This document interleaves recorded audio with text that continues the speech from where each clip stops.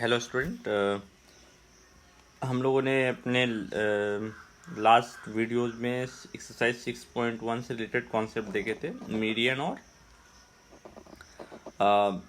Median and altitudes के बारे में। और मैंने इसमें बहुत सारे कंस्ट्रक्शन, एक्चुअली ये देखने में कहीं कंस्ट्रक्शन का यूज़ नहीं हो रहा है, but actually there are lot of construction in this topic. ठीक है, मैं एक बार फिर से सारे टॉपिक रिकॉल कर दे रहा हूँ, आप please go through each and every topic. ठीक है, जैसे आप देखिए एक ट्रायंगल है, उसमें मीडियन आप कैसे बनाते हैं ये मैंने आपको बता दिया था, एल्टीट्यूड कैसे बनाते हैं वो भी मैंने आपको बता दिया था। पहले एल्टीट्यूड वाले कॉन्सेप्ट पे आ जाते हैं। ठीक है, एल्टीट्यूड क्या होता है? एल्टीट्यूड जो है एक पॉइंट से ट्रायंगल के एक वर्टेक्स से, है ना, ट्रायंगल के एक वर्टेक्स से अपोजिट साइड पे जो 90 डिग्री वाला लाइन है, इसको एल्टीट्यूड कहते हैं। तो ये एल्टीट्यूड हो गया आपका। इसी तरह यानी कि हर एक वर्टेक्स से हम ड्रॉ कर सकते हैं एल्टीट्यूड, हर एक वर्टेक्स से बी से भी एल्टीट्यूड ड्रॉ कर सकते हैं, है ना। आप देखिए हम सी से भी एल्टीट्यूड ड्रॉ कर सकते हैं। तो हमारे पास टोटल एल्टीट्यूड कितने हो गए? 3 ना। देखिए एक एल्टीट्यूड इसका नाम देते हैं DEF। सो हमारे पास टोटल एल्टीट्यूड कितने हो गए? AD, BE और CF। और ये सारे एल्टीट्यूड देखिए एक ही पॉइंट पे मीट कर रहे हैं ना, हमने ऑलरेडी डिस्कस। और उसका नाम क्या दिया था? H को हम क्या बोलते हैं? Ortho centre. ऑर्थो सेंटर क्या होता है? एक ऐसा पॉइंट जहाँ से तीनों एल्टीट्यूड पास करते हैं, है ना। एल्टीट्यूड कॉन्करेंट, इसके लिए हमने वर्ड यूज़ किया था कॉन्करेंट है। Altitudes are concurrent lines, why? Because they pass through one point, है ना। अब हम लोगों ने फिर नेक्स्ट डिस्कस किया था क्या एल्टीट्यूड सारे ट्रायंगल में जो है वो ऐसा ही रहेगा या कुछ चेंज आएगा इसके पोजीशन में, तो उसको हम लोगों ने देखा था। मैं आपको फिर दिखा दे रहा हूँ। देखिए अगर राइट एंगल ट्रायंगल होगा तो जो एल्टीट्यूड है, अगर राइट एंगल ट्रायंगल होगा तो जो एल्टीट्यूड है, ठीक है, अगर एक राइट एंगल ट्रायंगल हम लोग लेंगे तो जो एल्टीट्यूड है वो वेरी करेगा, है ना। एक राइट एंगल ट्रायंगल है तो एल्टीट्यूड कहाँ होगा? दो एल्टीट्यूड जो है वो आपके एक राइट एंगल ट्रायंगल के लिए। देखिए राइट एंगल ट्रायंगल में ये इस केस में देखिए राइट एंगल ट्रायंगल है तो आपका देखिए जहाँ पे 90 डिग्री बन रहा है वहीं पे सारे दो एल्टीट्यूड चले गए, सिर्फ एक ही एल्टीट्यूड आपका चेंज किया है ए से, है ना। आप देख सकते हैं यहाँ पे, इसका मतलब हम इस केस में बोल सकते हैं कि ये मेरा एल्टीट्यूड है AC और AD मेरा एल्टीट्यूड है, और तीसरा एल्टीट्यूड ये है। तो तीनों एल्टीट्यूड किस पॉइंट पे मिल रहे हैं? A पर। यानी कि एक राइट एंगल ट्रायंगल में जहाँ पे 90 डिग्री बनता है वही आपका ऑर्थो सेंटर हो जाता है ना, क्योंकि ये भी एल्टीट्यूड है और ये भी एल्टीट्यूड है, और जो तीसरा वाला एल्टीट्यूड है वो सिर्फ अलग रहता है ना।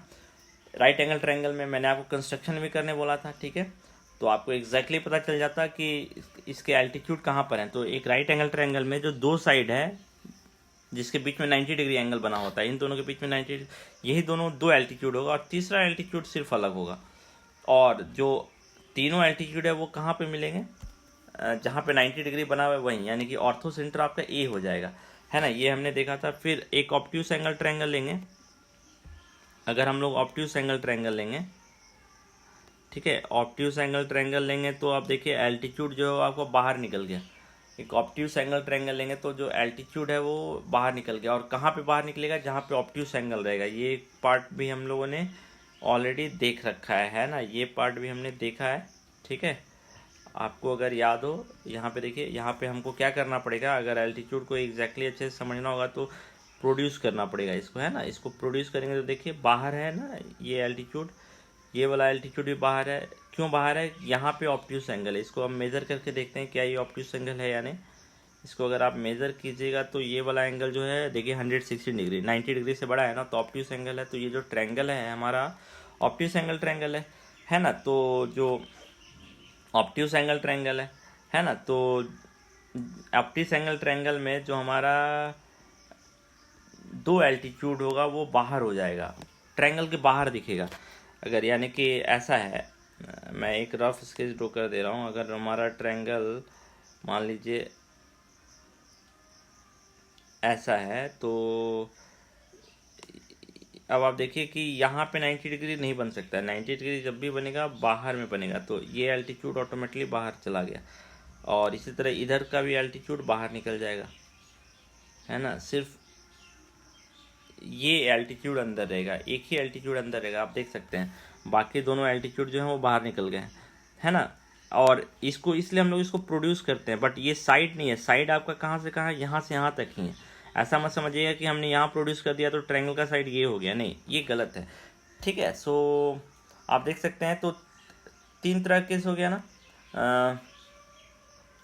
राइट एंगल ट्रायंगल में एल्टीट्यूड कैसा होगा, ऑब्ट्यूस एंगल ट्रायंगल में एल्टीट्यूड कैसा होगा, और एक्यूट एंगल ट्रायंगल होगा तो एल्टीट्यूड जो है वो हमारा क्या होगा, इंटीरियर में ही होगा। ये हमने ऑलरेडी देखा। अगर इसको हम लोग एक्यूट एंगल ट्रायंगल बना, देखिए एल्टीट्यूड हमारा सारा अंदर हो गया, एक्यूट एंगल ट्रायंगल। लेकिन राइट एंगल ट्रायंगल है तो एल्टीट्यूड साइड पे चला गया, एक एल्टीट्यूड सिर्फ अंदर है ना, 2 एल्टीट्यूड साइड पे चले गए। और ऑर्थो सेंटर जो है वो जहाँ पे 90 डिग्री बना है वहाँ पे चला गया। और फिर ऑब्ट्यूस एंगल ट्रायंगल है तो ये जहाँ हमारा एल्टीट्यूड है वो बाहर निकल गया है। और कहाँ, किस साइड पे बाहर निकलेगा, जहाँ ऑब्ट्यूस एंगल बना है उस पर अगर आप ड्रॉ करेंगे तो आप देख सकते हैं ना। So it is a simple concept, ठीक है। ओके, नेक्स्ट हम लोग देख रहे थे मीडियन को। मीडियन को भी देख लेते हैं, ठीक है। मीडियन, पहले एक ट्रायंगल ले लेते हैं, ठीक है। मीडियन ड्रॉ करते हैं हम लोग, ठीक है। एक मीडियन है, दूसरा मीडियन, तीसरा मीडियन, है ना। सो अब आप ऑब्जर्व कीजिए कि ये मीडियन है, तो जो जहाँ पे तीनों मीडियन मिलते हैं उसको हम लोग क्या बोलते हैं, उसको हम लोग बोलते हैं सेंट्रोइड,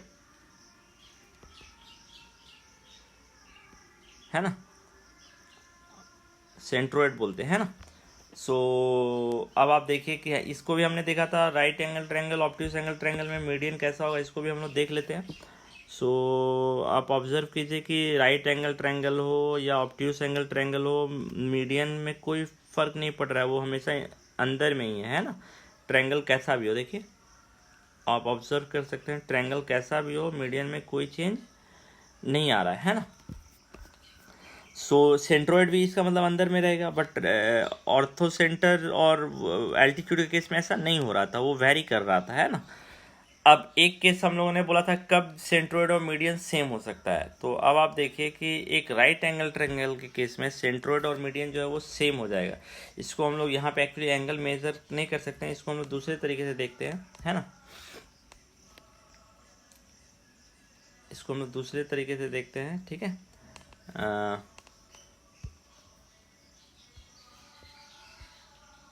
अब आप देखिए रेगुलर पॉलीगन, है ना, एक रेगुलर पॉलीगन ड्रॉ करते हैं हम लोग। ये देखिए, ये जो है इक्विलेटरल ट्रायंगल हमारा, क्यों, सारा एंगल का मेजरमेंट जो है वो, सारे एंगल का मेजरमेंट जो होगा वो 60 डिग्री होगा। ये देखिए 60 डिग्री, 60 डिग्री, 60 डिग्री, है ना। सारे एंगल का मेजरमेंट जो है वो 60 डिग्री है, आप ऑब्जर्व कर सकते हैं। तो ये इक्वेटरल ट्रायंगल है, इसमें हम मीडियन और एल्टीट्यूड दोनों को ड्रॉ करते हैं। मीडियन ही ड्रॉ करते हैं और देखेंगे कि वो एल्टीट्यूड है या नहीं, या फिर कोई एक ड्रॉ करेंगे, है ना। सो मान लेते हैं हम लोग इस केस में जो ड्रॉ कर रहे हैं,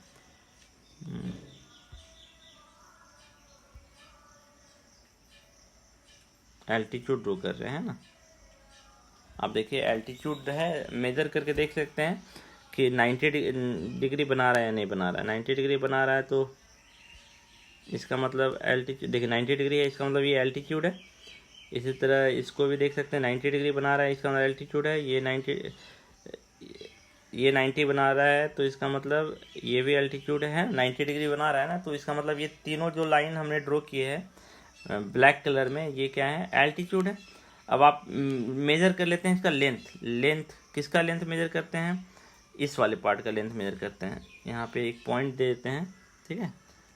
एडी का लेंथ मेज़र करते हैं, एडी का लेंथ कितना है ना, तो पता चल जाएगा। और ये देखिए 2.75 है, ये भी 2.75 है। तो आप क्या देख रहे हैं कि एक इक्विलेटरल ट्रायंगल में जो आपका मीडियन है वो एल्टीट्यूड भी है, जो एल्टीट्यूड है वो मीडियन भी है। इसके दूसरे वाले का ही मेजर कर लेते हैं, पहले इस पॉइंट का नाम देते हैं, इसका नाम भी देते हैं, इसका नाम भी देते हैं, इसके लेंथ को मेज़र करते हैं, ठीक है, लेंथ को मेज़र करते हैं। ये डिस्टेंस है 2.75, ये डिस्टेंस भी है 2.75, ये देखिए ये डिस्टेंस भी 2.75, ये डिस्टेंस भी है आपका 2.75। तो व्हाट डू यू ऑब्जर्व कि जो एल्टीट्यूड है वो मीडियन है और जो मीडियन है वो एल्टीट्यूड है, हम बोल सकते हैं ना, क्योंकि सारे लेंथ जो हैं वो बराबर आ रहे हैं, है ना। सो हम इससे यही कंक्लूजन निकालते हैं, यानी कि ये वाला जो पॉइंट है, ये वाला पॉइंट जी, ये ऑर्थो सेंटर भी है और सेंट्रोइड भी है।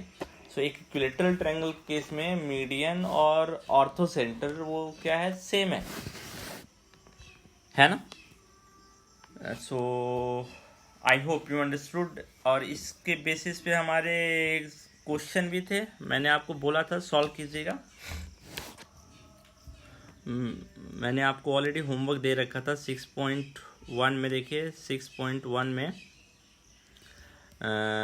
P Q R D is mid point of Q R, then P M is, और पी एम क्या कहलाएगा, एल्टीट्यूड, पी डी क्या कहलाएगा, median. Is Q M and M R are equal, is Q M M R are equal, no, क्यों, M mid point नहीं है, mid point D है, तो क्यू डी और डी आर इक्वल होगा, है ना, क्यू डी और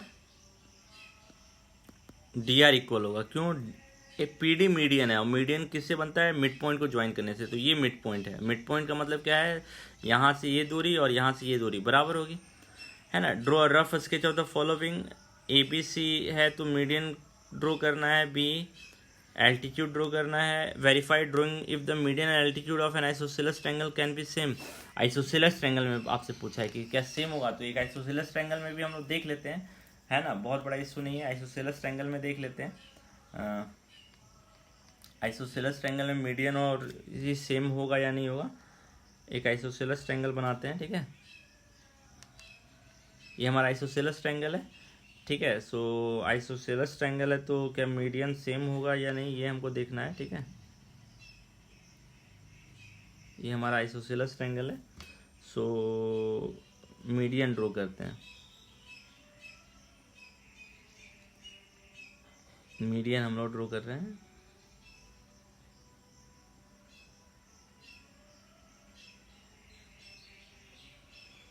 मीडियन है, अब एल्टीट्यूड भी ड्रॉ करते हैं इसी पे, ठीक है। तो एल्टीट्यूड देखने से पता चलेगा, देखिए ये एल्टीट्यूड ड्रॉ कर रहे हैं,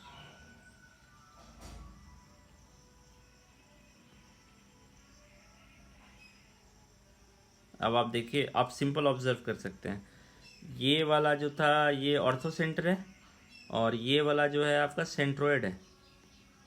तो आप ऑब्जर्व कर रहे हैं कि मीडियन और सेंट्रोइड जो है वो अलग अलग है, यानी कि एल्टीट्यूड और मीडियन सेम नहीं है, बट एक लाइन जो है वो एल्टीट्यूड भी है और मीडियन भी, ये वाला लाइन। तो ये कौन सा लाइन है, बेस पे जो लाइन ड्रॉ करेंगे, मीडियन ड्रॉ करेंगे, वो एल्टीट्यूड भी होगा। इससे आप यही कंक्लूजन निकाल रहे हैं ना हमने। और आइसोसेलेस ट्रायंगल में आपको ऑलरेडी बताया था बेस कौन होता है, ये तो इक्वल साइड है, तो जो तीसरा साइड होगा that will be the base.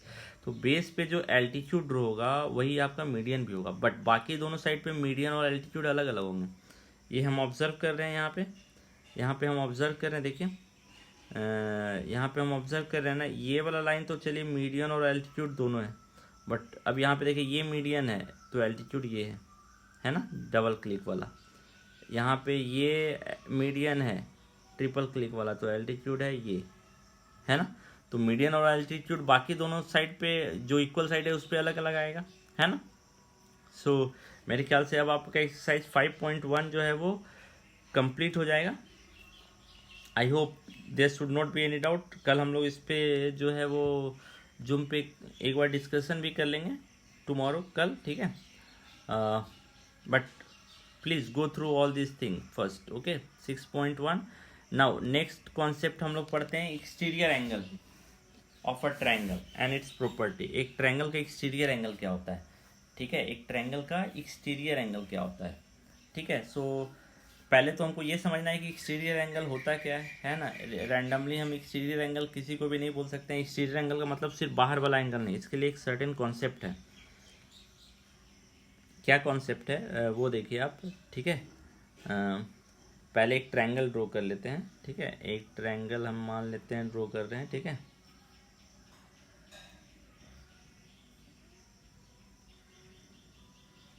Suppose this is our triangle,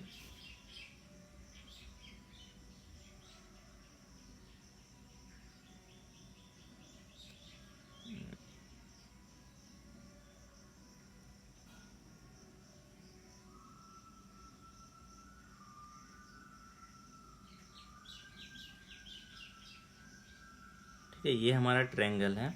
तो अब ये ट्रायंगल के इंटीरियर एंगल है, ये ट्रायंगल के इंटीरियर एंगल है। ट्रायंगल ये इंटीरियर पार्ट है, ये ट्रायंगल का इंटीरियर है, और ये जो है पार्ट ट्रायंगल के एक्सटीरियर पार्ट है। ठीक है, तो बाहर ऑब्वियसली साफ पता चला इधर जो एंगल होगा बाहर में वो एक, बट सारे एंगल नहीं। अब मान लीजिए ये ऐसे एंगल बना हुआ है, तो ये ट्रायंगल बाहर में है, बट इस एंगल को हम एक्सटीरियर एंगल नहीं बोलेंगे। एक्सटीरियर एंगल के लिए क्या कॉन्सेप्ट है, एक्सटीरियर एंगल का जो कॉन्सेप्ट है वो ये बताता है कि जो ये साइड है ना, इस साइड को अगर हम प्रोड्यूस करेंगे, बाहर में हम प्रोड्यूस कर रहे हैं, इस साइड को हम प्रोड्यूस करने पे जो हमारा एंगल बनेगा, ये एंगल बन रहा है ना, इस साइड को प्रोड्यूस करने पे जो हमारा एंगल बनेगा, ये एंगल मेरा एक्सटीरियर एंगल होगा। तो आप देखिए, आप हर एक साइड को प्रोड्यूस कर सकते हैं ना, आप हर एक साइड को प्रोड्यूस कर सकते हैं। आप इसको भी प्रोड्यूस कर सकते हैं,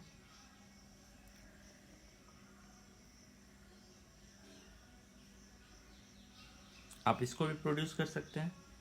इसको प्रोड्यूस करने से देखिए ये वाला जो एंगल होगा, ये एंगल एक्सटीरियर नहीं है, ये वाला एंगल, यानी कि साइड को प्रोड्यूस करने से जो दूसरा वाला साइड है उसके साथ जो एंगल बन रहा है, तो ये एक्सटीरियर एंगल है। मैं उसको रेड कलर से मार्क कर दे रहा हूँ, ये एक्सटीरियर एंगल है, ये एक्सटीरियर एंगल है, ये एक्सटीरियर एंगल नहीं है। ठीक है, इसी तरह हम इसको प्रोड्यूस करेंगे, इसको प्रोड्यूस कर सकते हैं। हमने एक लेफ्ट राइट प्रोड्यूस किया, लेफ्ट भी प्रोड्यूस कर सकते हैं, है ना। इधर प्रोड्यूस कर देते हैं इसको, और इसको इधर से प्रोड्यूस कर देते हैं।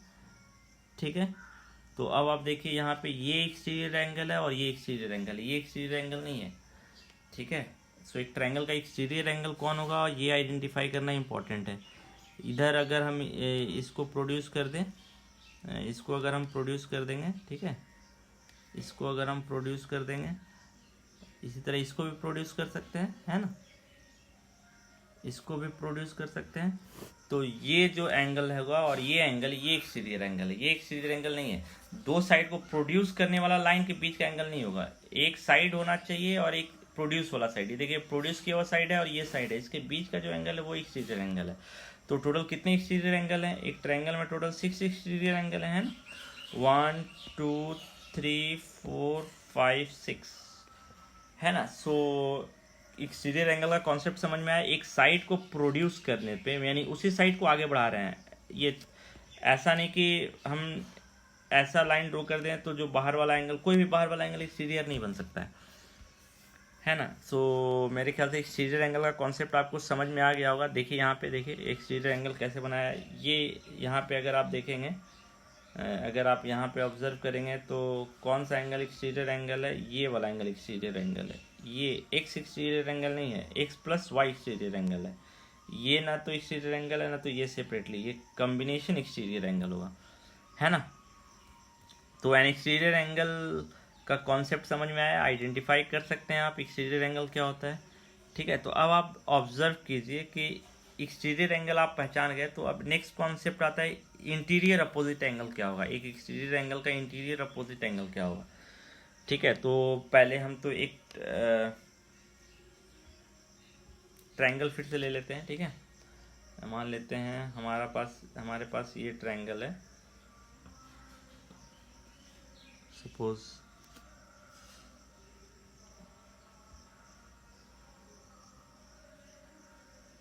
ये ट्रायंगल है। ठीक है,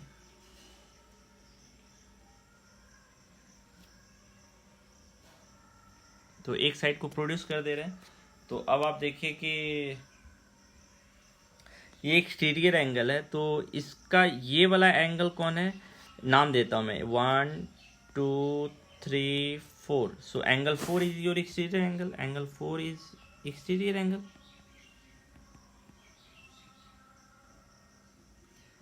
तो एंगल 4 और एंगल 1 में क्या रिलेशन है, एंगल 4 और एंगल 1 में क्या रिलेशन है, दोनों लीनियर पेयर है। और लीनियर पेयर कैसा एंगल होता है, एडजेसेंट एंगल होता है, तो हम इसको बोल सकते हैं ना एडजेसेंट एंगल भी है। तो यानी कि एंगल 1 जो है वो एडजेसेंट है, तो एंगल 1 को आप भूल जाइए, एंगल 1 को आप छोड़ दीजिए। बाकी जो दोनों एंगल बचे वो हम बोलेंगे कि एंगल 4 के इंटीरियर अपोजिट एंगल, यानी कि जो एडजेसेंट एंगल है एक्सटीरियर एंगल का उसको आप छोड़ दीजिए, बाकी जो दोनों एंगल बचेंगे वो एंगल आपके क्या होंगे, interior opposite angle. So angle 4 and angle 2 and 3 angle 4 का इंटीरियर अपोजिट एंगल कौन होगा, angle 2 and 3 are interior opposite angle, interior opposite angle of angle 4। Angle 4 का जो इंटीरियर अपोजिट एंगल होगा वो कौन होगा, एंगल 2 एंड 3। सो मेरे ख्याल से इंटीरियर अपोजिट एंगल भी आप पहचान सकते हैं। एक और एग्जांपल हम लोग ले लेते हैं, ठीक है, इंटीरियर अपोजिट एंगल पहचानने का, ठीक है।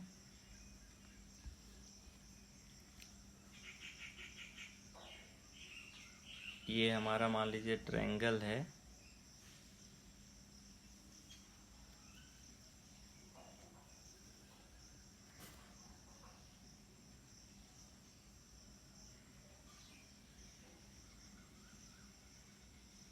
ये हमारा मान लीजिए ट्रायंगल है, ठीक है, ये हमारा ट्रायंगल है, इसको हम प्रोड्यूस कर दे रहे हैं मान लीजिए, ठीक है, इसको हम प्रोड्यूस कर दे रहे हैं, ठीक है।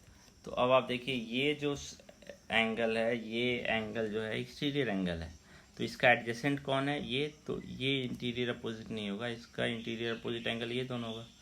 इस एंगल का इंटीरियर अपोजिट एंगल, अंदर वाला अपोजिट एंगल कौन कहलाएगा, ये दोनों। ये नहीं, एडजेसेंट को आप भूल जाइए, जो एडजेसेंट है उसको छोड़ दीजिए, क्योंकि इंटीरियर में तो 3 एंगल है, तो इसके जो एडजेसेंट में है, नेबरहुड में, वो एंगल आप भूल जाइए। बाकी जो 2 एंगल होंगे वो एंगल हमारे क्या होंगे, इंटीरियर अपोजिट एंगल, ठीक है। सो अब मेरे ख्याल से आपको इंटीरियर अपोजिट एंगल का कॉन्सेप्ट समझ में आ गया होगा। एक एक्सटीरियर एंगल दिया हुआ है तो इंटीरियर अपोजिट एंगल क्या होगा। तो ये जो नेक्स्ट कॉन्सेप्ट है वो एक्सटीरियर एंगल और उसके उस एक्सटीरियर एंगल का इंटीरियर, यानी कि एक एक्सटीरियर है तो उसका हर एक एक्सटीरियर एंगल का इंटीरियर अपोजिट एंगल अलग अलग होगा, वेरी करेगा हर बार, है ना। तो यहाँ पे देखिए, पहले तो एक्सटीरियर एंगल आपको आइडेंटिफाई करना सिखाया, तो ये थिंक, डिस्कस एंड राइट, इसको आप खुद से सॉल्व कीजिएगा 1 2 3, ठीक है, और इससे क्या होगा, आपका कॉन्सेप्ट क्लियर होगा, ठीक है। नेक्स्ट जो हम लोग देखेंगे, जो थ्योरम है हमारा, स्टेटमेंट है, स्टेटमेंट क्या है, ये स्टेटमेंट है, an exterior angle of a triangle is equal to sum of interior opposite angle. एक एक्सटीरियर एंगल अपने इंटीरियर अपोजिट एंगल के सम के बराबर होता है। इसको हम लोग प्रैक्टिकली भी देख लेते हैं। एक इंटीरियर एंगल और एक्सटीरियर एंगल के बीच का रिलेशन, ठीक है, एक इंटीरियर एंगल और एक्सटीरियर एंगल के बीच का रिलेशन, इसको हम लोग देख भी लेते हैं, ठीक है। एक ट्रायंगल हम लोग पहले ड्रॉ कर ले रहे हैं, एक ट्रायंगल सपोज हम लोग ड्रॉ कर रहे हैं, ये हमारा ट्रायंगल है। हम एक्सटीरियर एंगल पहले बनाते हैं तो हमको इसको प्रोड्यूस करना पड़ेगा, है ना, इसको हमको प्रोड्यूस करना पड़ेगा। मान लीजिए इतना हमने प्रोड्यूस कर दिया, तो सी डी प्रोड्यूस किया, किसको प्रोड्यूस किया, बी सी को प्रोड्यूस किया। अब एक्सटीरियर एंगल आपको पता है क्या है, एक्सटीरियर एंगल है A C D is your exterior angle. इस एंगल को हम मेज़र कर लेते हैं, इसका वैल्यू कितना आ रहा है, 139.17। अब इंटीरियर अपोजिट एंगल को हम मेज़र करते हैं, इसका इंटीरियर अपोजिट एंगल कौन है, angle A and angle B, इसको हम मेज़र करते हैं, इसका वैल्यू आ रहा है 83.33 और इसका वैल्यू आ रहा है 55.84। अब ऑब्जर्व कीजिए, दोनों को आप सम कीजिए, 3 + 4 7, 3 + 8 11, कैरी 1, 3 + 5 8 एंड 1 9 एंड 8 + 5 13। तो आप क्या ऑब्जर्व कर रहे हैं, जो एक्सटीरियर एंगल है, जो एक्सटीरियर एंगल है वो अपने इंटीरियर अपोजिट एंगल के सम के बराबर है। मैं कलर चेंज कर दे रहा हूँ एक्सटीरियर एंगल का, ताकि आपको पता चले। जो एक्सटीरियर एंगल है, देखिए एक्सटीरियर एंगल जो है वो अपने इंटीरियर अपोजिट एंगल के सम के बराबर आ रहा है ना।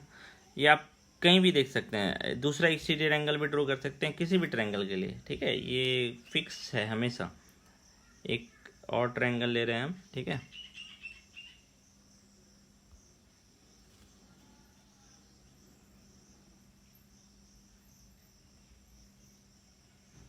ये ट्रायंगल मान ले लिया हमने, और इधर से हम इसको प्रोड्यूस कर रहे हैं, मान लीजिए, है ना, इसको हम प्रोड्यूस कर दे रहे हैं। तो ये प्रोड्यूस किया, तो अब आप देखिए कि एक्सटीरियर एंगल कौन इसमें बना हुआ है, एच एफ ई, ये एक्सटीरियर एंगल है। इसका पहले हम मेज़रमेंट देख लेते हैं। इसका मेज़रमेंट है 116.57, है ना, 116.57। थोड़ा सा चेंज कर देते हैं ट्रायंगल को, सपोज ये है ना, तो इसका जो मेज़रमेंट है वो कितना है, 153.73। अब इंटीरियर अपोजिट एंगल इसका कौन होगा, इसका इंटीरियर अपोजिट एंगल होगा ये वाला एंगल, सॉरी, इसका इंटीरियर अपोजिट एंगल होगा ये वाला एंगल। अब आप दोनों का वैल्यू मेज़र कर लीजिए और देखिए क्या दोनों का सम जो है एक्सटीरियर एंगल के बराबर आ रहा है कि नहीं आ रहा है ना। आप मेरे ख्याल से इजीली देख सकते हैं इसको, बहुत टफ नहीं है। Exterior angle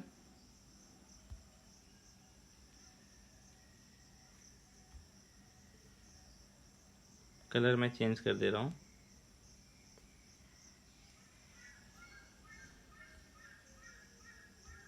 okay, so this is our exterior angle, red colour. इसका interior opposite angle green colour का है ना। तो आप ऑब्जर्व कर लीजिए कि दोनों का वैल्यू जो है 79.18 और 74.55, ये क्या एक्सटीरियर एंगल के बराबर आ रहा है। इन दोनों को अगर आप जोड़ेंगे, तो ये इसी के बराबर आएगा। 8 + 5 13, कैरी 1, 5 + 1 6 एंड 7 73 आ गया ना डेसिमल का। 9 + 4 13, कैरी 1, 7 7 14 एंड 1 15। सो ऑब्जर्व कर रहे हैं जो एक्सटीरियर एंगल है वो अपने इंटीरियर अपोजिट एंगल के सम के बराबर है, ठीक है। सो मेरे ख्याल से इसमें आपको कोई प्रॉब्लम नहीं होगी। ये जो स्टेटमेंट है ये आपको समझ में आ गया, ठीक है। अब इसी के बेसिस पे जो है आपका कुछ क्वेश्चंस दिया हुआ है, देखिए। अब ये आप जो है ये क्वेश्चन सॉल्व कर सकते हैं। Think, discuss and right. What can you say about interior opposite angle when exterior angle is right angle triangle. तो राइट एंगल ट्रायंगल है तो इंटीरियर अपोजिट एंगल क्या होगा, इसके बारे में क्या बोल सकते हैं आप। ऑब्ट्यूस एंगल है तो क्या बोल सकते हैं। मेरे ख्याल से कुछ भी आप डिस्कस बता नहीं सकते हैं क्या होगा, कुछ भी हो सकता है ना। अगर एक exterior angle right angle triangle है तो 90 डिग्री है, तो ये दोनों एंगल का सम 90 डिग्री के बराबर होगा। तो हम बोल सकते हैं ये दोनों एंगल जो है वो कॉम्प्लीमेंट्री एंगल है, हम ये बोल सकते हैं। जो इंटीरियर अपोजिट एंगल होगा वो कॉम्प्लीमेंट्री एंगल होगा। अगर ये ऑब्ट्यूस एंगल होगा, अगर एक्सटीरियर एंगल जो है वो ऑब्ट्यूस एंगल होगा, तो इनका सम जो होगा ऑब्ट्यूस एंगल के बराबर होगा। बट हम कुछ बोल नहीं सकते हैं। लेकिन अगर मान लीजिए एक्यूट एंगल होगा, एक्यूट भी हो सकता है। एक्यूट कैसा हो जाएगा इस केस में, देखिए ये जो एंगल है ये एक्यूट हो गया एक्सटीरियर एंगल, तो इसका सम जो है एक्यूट एंगल के बराबर है। But we can not say anything, है ना। Can exterior angle of triangle भी स्ट्रेट एंगल, तो क्या एक एक्सटीरियर एंगल स्ट्रेट एंगल हो सकता है, नहीं, है ना। अगर स्ट्रेट एंगल होगा तो फिर आपका ट्रायंगल नहीं बनेगा, ठीक है। आप ये खुद से सोच के मुझे बताइएगा, ठीक है। ओके, इसी तरह ट्राइडीज है, ये ट्राइडीज आप खुद से कंप्लीट कीजिएगा, ठीक है। ये ट्राइडीज आप खुद से कंप्लीट कीजिएगा। एक्सरसाइज 6.2 देखिए, एक्सरसाइज 6.2 मेरे ख्याल से अब आप कंप्लीट कर सकते हैं। एक्सरसाइज 6.2 पहला क्वेश्चन देखिए, ये एक्सटीरियर एंगल है और ये इंटीरियर अपोजिट, तो x = 50 + 70। आप आंसर लिखिएगा, रीजन लिखिएगा, बिकॉज वो स्टेटमेंट, ये स्टेटमेंट आप पूरा बगल में लिखिएगा। Exterior angle of a triangle is equal to sum of interior opposite angle, है ना। फिर इसी तरह ये क्वेश्चन देखिए, x जो है वो किसके बराबर होगा, 65 + 45 के बराबर। यहाँ भी x जो है वो 30 + 40 के बराबर होगा, क्योंकि x एक्सटीरियर एंगल है, साइड को प्रोड्यूस करने से बना है। इसी तरह यहाँ भी है। तो ये क्वेश्चन नंबर 1 आप पहले कंप्लीट कीजिए 6.2 का, और जो एक बार फिर से आप जो भी पढ़ाया गया अभी तक उसको आप रिवाइज कीजिए। ओके, नेक्स्ट क्लास में हम इसके आगे का पार्ट देखेंगे।